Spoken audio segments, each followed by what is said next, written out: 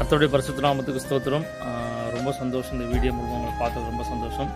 So mind ஸ்ட்ரெஸ்ஸாக இருக்கும்போது, கஷ்டமாக இருக்கும்போது நண்பர்களோட பேசுவதை காட்டிலும், ஒரு சினிமா பார்ப்பதை காட்டிலும், இல்லை சொந்தக்காரங்களோட பேசுறதை காட்டிலும், இல்லை ஃபோனில் நம்ம டைம் ஸ்பெண்ட் பண்ணுறதை காட்டிலும் இந்த ஜீவனில் தேவனுடைய வார்த்தை. ஸோ இந்த வார்த்தை சில இருதயங்களை உடைக்கும், சில இருதயங்களை சீர்படுத்தும், சில இருதயங்களோட பேசும். ஸோ எவ்வளோ கஷ்டத்தோடு, எவ்வளோ பாரத்தோடு இருந்தாலும் உங்களுக்கு ஃப்ரீயாக இருக்கும்போது பைபிள் படிங்க. ஸோ சமாதானத்தின் தேவன் உங்களுக்கு சமாதானம் இருப்பார். நான் ஏன் சொல்கிறேன்னா, இப்போது கொஞ்சம் மைண்டு ஸ்ட்ரெஸ்ஸாக இருக்கும்போதும், சந்தோஷமாக இருக்கும்போதும் இதை விட்டால் வேறு எந்த கதி இல்லை என் லைஃப்பில். அதனால் மாடியில் வந்து படிக்கலான் போது லூக்கா 13 ஆண்டவர் படிக்க சொன்னார். ஸோ ஒண்டர்ஃபுல் சாப்டர் லூக்கா 13.